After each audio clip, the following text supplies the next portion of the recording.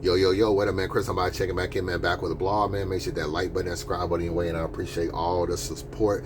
Back with another Van Chronicle. I'm in Fort Lauderdale, Florida. Shout out to everybody in Fort Lauderdale. It rained today, and it's still 85 degrees in Fort Lauderdale. It's crazy.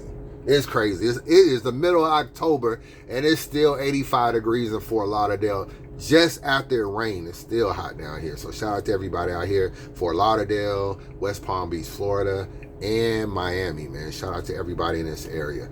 Real quick, man, Eazy the Block Captain went live yesterday. He talked about a lot of things. Let me ask y'all a question. If Eazy was to go back to URL, how would y'all feel about it? And battle Tay Rock, how would y'all feel? Would y'all feel like he caved? Would y'all feel like he marked himself out?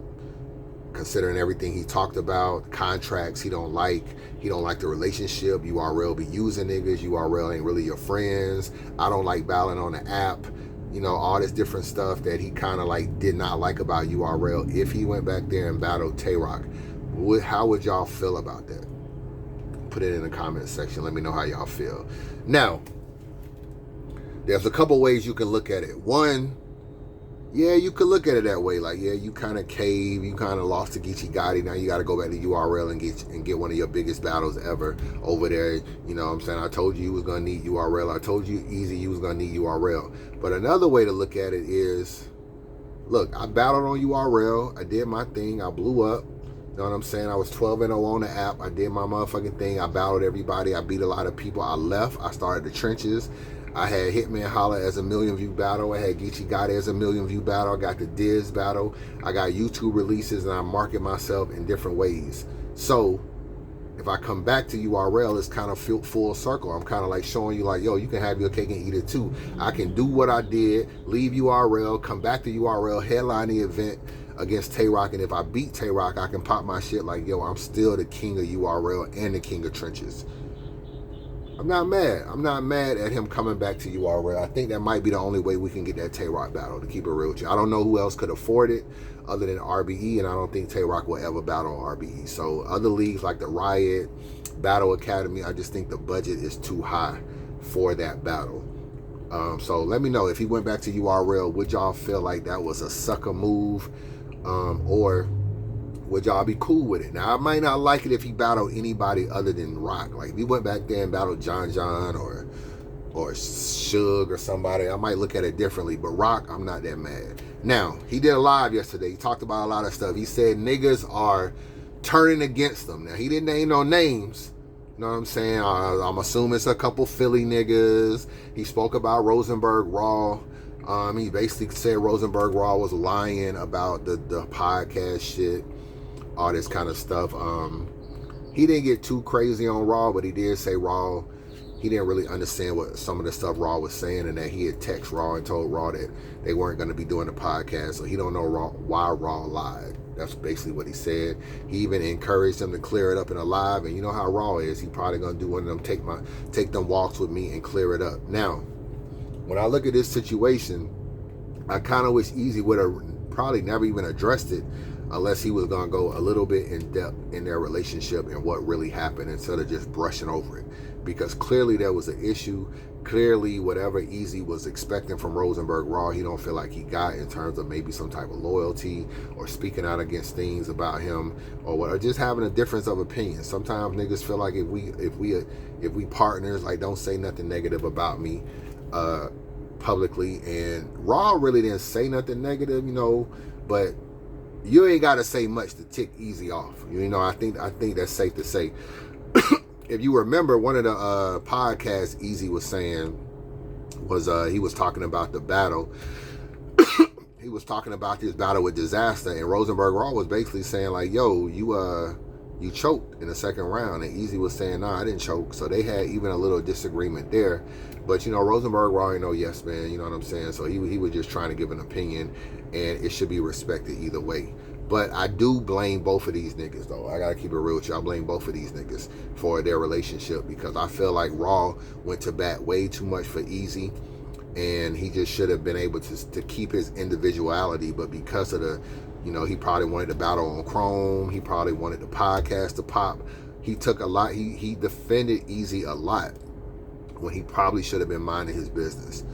You know what I'm saying? When Eazy was leaving URL, having issues, and niggas was coming at him, or he was having this little back and forth, he should have let Eazy handle a lot of that stuff, because every time Raw have an issue, Raw got to handle his stuff on his own. I don't see Eazy jumping out the window for Raw. And I never heard Eazy even mention Rosenberg's Raw name when he was in Gun Titles.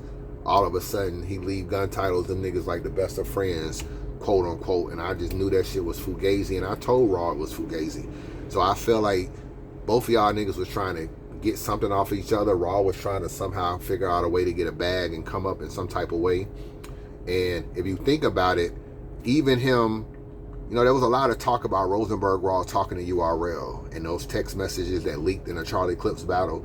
The reason why he's talking to URL is because Eazy is trying to get him on URL.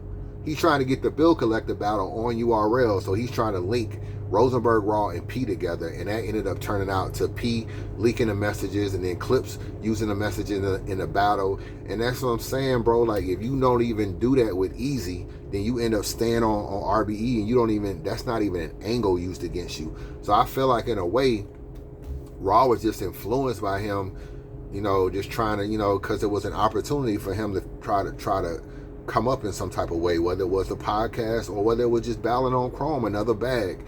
And sometimes you can lose yourself trying to defend someone else. And that's why I feel like Raw became a little bit compromised in that situation. Raw, you my guy, but you definitely was compromised with that Eazy shit. So he talked about that. We'll see where that goes on that. Shout out to both them two niggas. What else did he talk about? Let me look. He did say that he was going to continue doing a podcast. I don't know in what capacity. I don't know if it's going to be by himself or not. I'm not sure. So we'll find out more about that. He said he was battling in December. Very interested to see who that is. I feel like it should be only 3 opponents. Either Charlie Clips, Big K, Charlie Clips, Big K, or who was the third person I was thinking about? Damn, I can't think right now. Charlie Clips, Big K. That might be it. I feel like you gotta battle someone on your level though. You can't be battling down or battling someone that you probably don't need to take right now. Like if you could go battle Suge after he just lost to Fonz at Summer Madness, or John after that T-Top battle, I just feel like it's just a bad, the optics of it don't look good. So I feel like if you're gonna battle somebody, you need to be battling Big K, you need to be battling Charlie Clips. And I had another name, but I can't think of it right now, of someone he could battle. I mean, obviously it could be someone like a Mook or something, but I had somebody else in mind that I was thinking like, yo, if he battled him, it would not be a bad look. But whoever he battles, he needs to be battling someone that's kind of like up there, you know what I'm saying, or at his status. So we will see who he battles on Chrome next. You know what I'm saying? Him and Big K would be kind of nice. I can't front. Him and Big K would definitely be nice. What else did he talk about? He's adamant he beat Geechee. I don't know, like he's turned into the delusional bull. You know what I'm saying? He's adamant he beat Geechee. He said he beat Geechee clearly in round 1. Round 1 ain't clear. You know what I'm saying? Ain't none of them rounds clear for Eazy. But he said he beat Geechee in round 1. Round 2, even though he said he wasn't crazy about the angle, he still feels like he won the second round. Pretty he didn't say clear, but pretty sure he won the second. And then he wasn't really giving Geechee much credit for the third. Said his third was like a bunch of bullshit and gossip and all this kind of stuff. So I don't really understand it, because you kind of opened up the gossip in your first round saying if the nigga is still alive, then that means I still got the chick. So I mean, you kind of opened it up and kind of confirmed stuff. Even if it was just a punchline, you still use your own situation for a punchline. So you can't be mad that niggas went there when you went there in the first round. So I don't really get it. But a lot of people got him losing a battle, but he said he will never, ever, ever feel like he lost this battle. He's not going to argue with niggas over the battle, but he definitely felt like he won the battle. And it would have been good for him to give Geechee more credit, to keep it real, which he wasn't giving Geechee no credit, bro. He was just basically saying, you know, Geechee third round wasn't all that. You know, he just had a lot to say about it. And so he didn't really give Geechee really any credit in the battle at the end of the day. He also talked about his viral moment. He was fine going viral. He said that he wasn't mad at it at all, which was a little bit surprising because he was going viral for a negative moment. But you know, sometimes all publicity can be good publicity. Maybe, you know, Eazy probably want to be a star, man, and sometimes even going viral in a negative way can make you a star. But I think I don't know, man. Sometimes that shit can just be a front, because you know, when you wake up and everybody talking about you for 3 to 4 days straight, that shit can be annoying. Take it from me, you know what I'm saying? I went through the 2 doors down situation. It's fucking, for like 48 hours, I was the talk of the town, you know what I'm saying? Spaces and blogs and this. I just typed my name in the search bar the other day, bro. Like 2 days ago, I typed my name in the search bar. I was looking for an interview I did like 2 years ago. So I was like, let me just type the interview name in. I typed it in, it pulled up hella Chris Unbiased blogs, bro, from niggas with like regular ass accounts like James. And I'm like, damn, this nigga did a blog about me. I don't even know who this nigga is. So everybody was talking about that situation a year ago. So no matter how you slice it, you still don't want to be the talk of the town, even if it's some negative shit.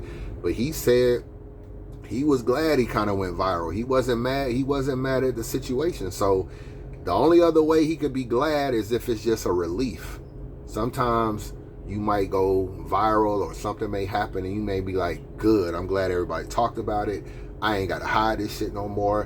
Whatever it is, like, this shit is over with. It's kind of like when you cheating and you get caught. You be kind of mad you get caught, but in a way you like, now I ain't got to lie no more. Or now I ain't got to do this no more. Now I ain't got to worry about nothing. It's out. You know what I'm saying? You know everything now, it's out. So I feel like that's the only way you can put a positive spin on that situation, is that you are just glad that whatever y'all think about me and Rem, it is out. And as far as the Rem shit, he told niggas to mind their business. So this nigga he didn't deny the Rem shit. He didn't co-sign the Rem shit. He didn't deny the Pap shit. He didn't co-sign the Pap shit or deny it. He just said, mind your business. So sometimes it's not what you say, it's what you don't say. Always remember that. Sometimes it's not what you say, but what you don't say. He could have really turned on his live and be like, yo, I'm tired of niggas talking about me and Rem. We ain't doing nothing. That nigga ain't saying that. that nigga told y'all niggas to mind your fucking business. That's what he told y'all. So as far as the Tasha K shit, he basically just said with that, he was not trying to shop anything with Tasha K. And he kind of left it at that. He kind of just breezed over that. And that was pretty much the live right there, man. So we'll see what happens, man. We'll see. I think the next 6 months for Eazy is going to be very important as far as who he battles. Even what goes on with him and Rem. You know, if him and Rem are messing around or not messing around. I mean, how long is Pap going to continue looking like a lame? I see him on Instagram with his wedding ring and all this kind of stuff. I even see Rem still with her ring on. But is it a facade? Is it real? Did they get back together? How long they going to let this chrome shit go? You know, a lot will probably be determined within within probably the next 6 to 7 months. We should probably get a little bit of clarity on where things stand.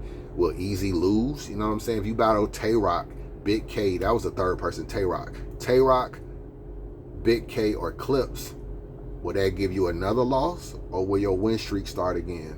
A lot can be determined, man, on how Eazy goes, because the fans are definitely against Eazy right now. We had the E-Hive, we had the E-Blockers, we had all that shit. It was like night and day fight with these niggas. I was in his live a little bit yesterday, and niggas was all up in his comments talking shit. Oh, this nigga is lying, I'm getting out of here. Oh, he's lying, he's this. Oh, he didn't address this, he didn't do this. Like, it was a lot of niggas like not really feeling a lot of the stuff he was saying, which is why I feel like he didn't want to go live in the first place. I felt like that nigga was scared to go live, to keep it real with you. So people have definitely turned. He fuck around and lose another battle, bro. That shit, boy, them fans gonna be on him, like really on him like that. So, you know, we gonna see how these next 6 months play out. But that's what happened. Chris Unbiased, let me know your thoughts. Holla at your boy.